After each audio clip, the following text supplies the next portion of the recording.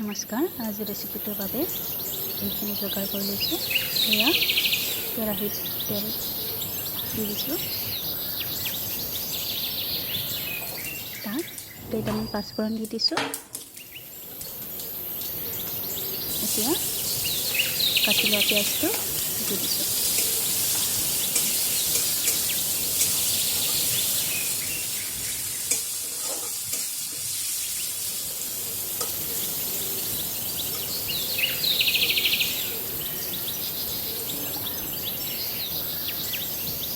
পিঁয়াজখিনি ৰঙচুৱা হোৱালৈকে ভাজি থাকিব।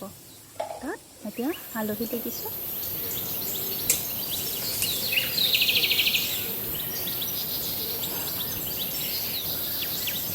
কাটি লোৱা বিলাহী দুটা দি দিছোঁ,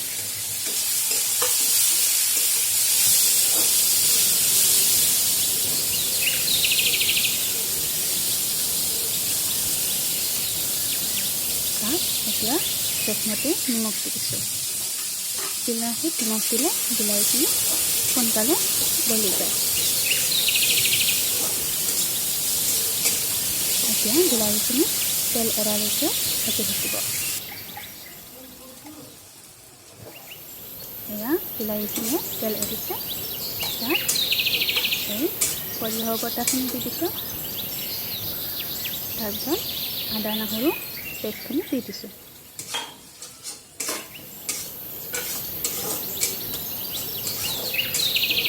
এতিয়া মছলাখিনি গেছটো চিমত থৈ তেল এৰালৈকে ভাজি থাকিব। আৰু তাৰপিছত তাত অকণমান জিৰা গুড়ি দিব। মছলাৰ ভিতৰত মই অকল জিৰা গুড়িয়ে ব্যৱহাৰ কৰোঁ।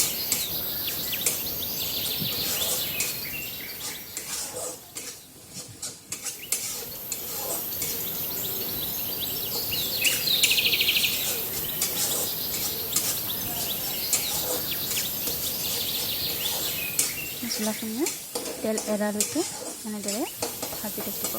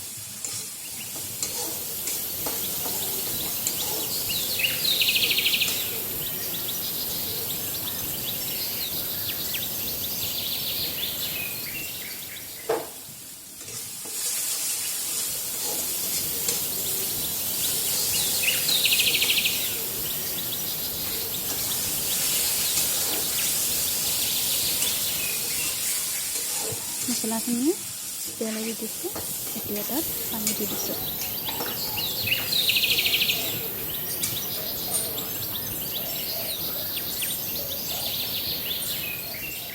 এই ৰেচিপিটো গ্ৰেভি টাইপ হয়, চ' তাত বেছি পানী নিদিব। এয়া 2 গিলাচ পানী দিছোঁ। এতিয়া মাছ কেইপিচ দি দিছোঁ। মাছখিনি মই আগতীয়াকৈ ভাজি লৈছিলোঁ।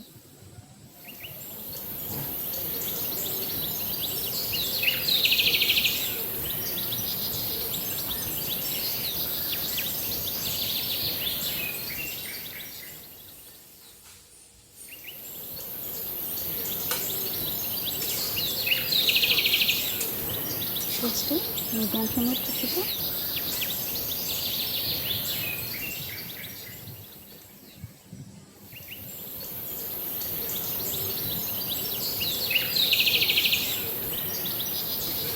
এয়া কেঁচা জলকীয়া দি দিছোঁ,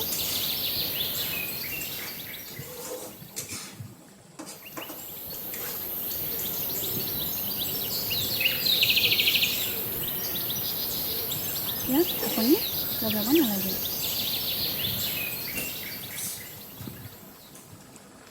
এনেকৈ মিডিয়াম ফ্লেমত প্ৰায় 10 পৰা 15 মিনিট সময় ৰাখিলে হৈ যাব।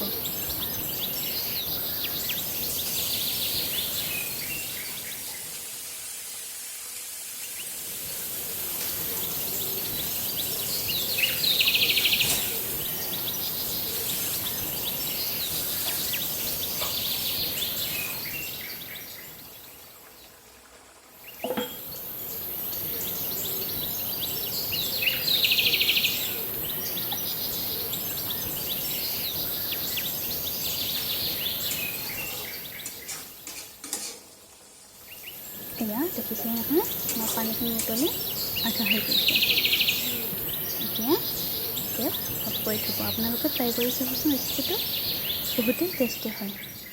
এয়া কম মছলাযুক্ত মাছৰ এইটো ধুনীয়া ৰেচিপি। Thank U. ভাল লাগিলে শ্বেয়াৰ কৰিব।